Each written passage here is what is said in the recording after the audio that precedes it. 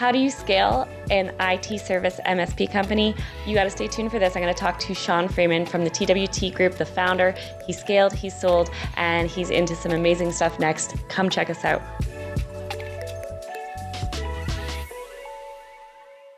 Let's be honest, you didn't start your business to buy yourself a job. So if you're looking on how to scale your business and eventually get it ready so that you can sell and exit with all the profits in your pockets, you have got to tune in. I will be interviewing industry experts who have scaled their businesses, sold successfully. So make sure you subscribe because you don't want to miss this show. I'm here with Shawn Freeman, and we're going to talk about scaling your business. Now, Shawn, this is not new to you. You did this before with TWT, right? Yep. So tell me, first of all, what does TWT stand for?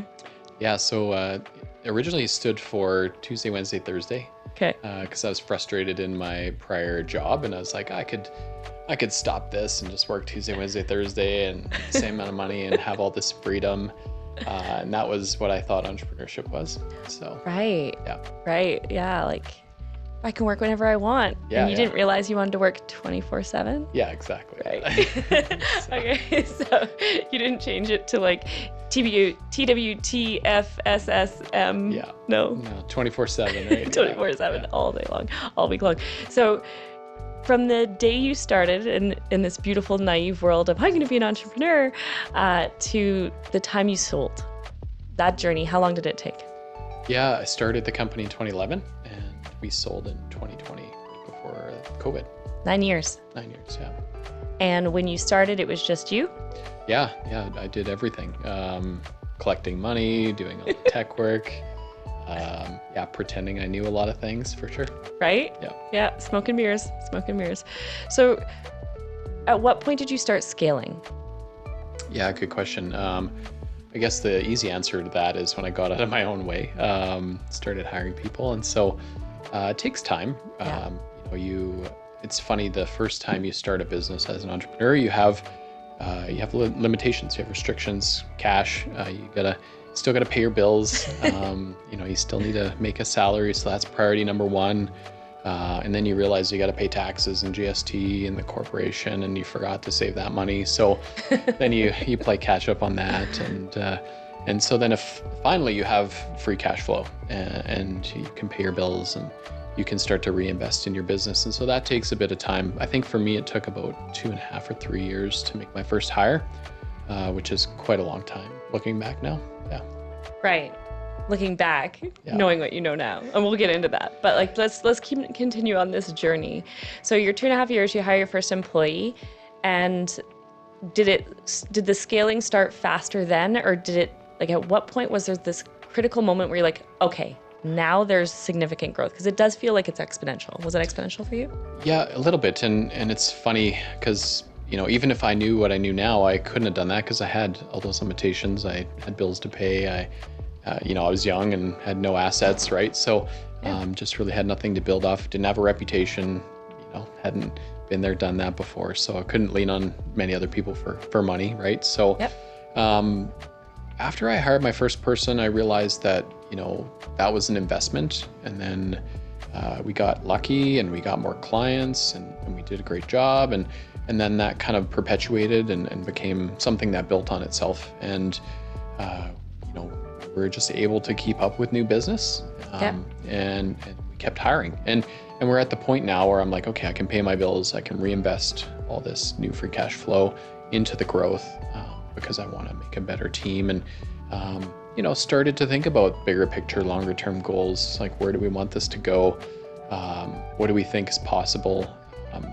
All those sorts of questions that come in when you start to get to that place. So when you had the idea and you started off, it was just you, were you like thinking, I'm going to build this to sell? Or were you just, I'm going to change the way I have a work-life balance? Yeah, not at all. Didn't think I was going to sell the company eventually. And it was really about that flexibility, the freedom. I saw an opportunity. I'm like, I'm going to just try this out. Worst case, I'll get another job. And that was in 2011. And if you rewind 2012, there was a big economic crash in oil and gas in Calgary. And so great thing that it worked out, because I would have been, looking for, any job I could find it, but it did work out, and we got lucky, and in some ways that recession actually probably boosted our business because people were trying to make efficiencies, they were outsourcing things, and that's exactly what we provided. And so yeah, it was just timing and be in the right place at the right time. IT support service, right? Yeah, IT services, cybersecurity. Cybersecurity. And that was big on everybody's mind because that was starting to come in and we were starting to see some critical issues. So it was like good timing wise. But at what point was it year 1, 2, 3, or 4 that you're like, okay, I'm going to scale this, I'm going to sell it? Or was it all the way to the end where you're like, oh, I could sell? When did it happen? Yeah, good question. I started working with a business coach pretty early on and actually joined EO about 3 years into my business. So those two things really helped me gain a bigger perspective. People started to ask me questions and challenge me and point out things like, yeah, you could probably build this and sell it, and you're young enough, you could do another one. And it's kind of interesting. Some of those things have come true. And as a first-time entrepreneur, you just don't know what's possible.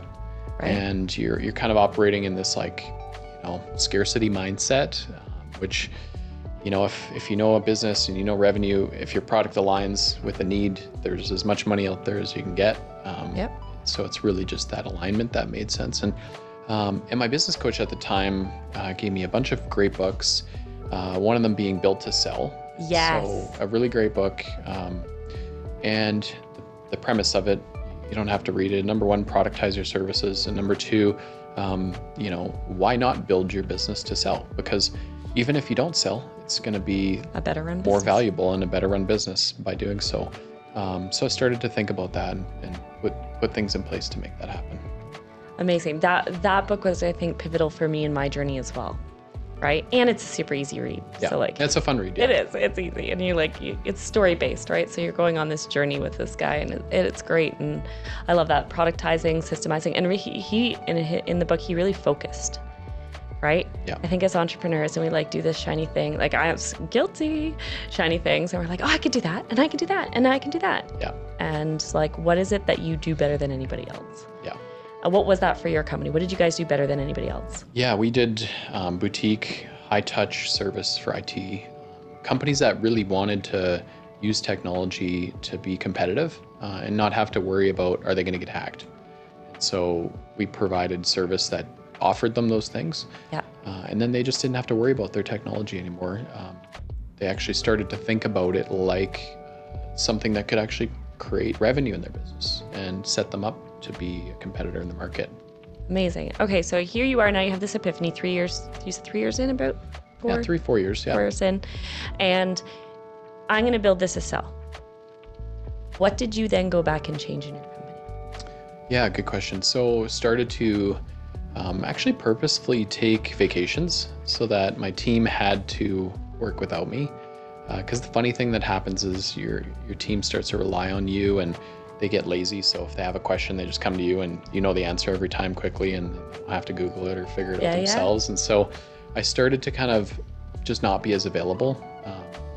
And that was a really important move, I think. I think the team was fine with it. It's funny, as entrepreneurs, we have guilt around these things. We're like, well, if I'm not around, right, what's my team gonna think? And and then sometimes you realize they're actually happy.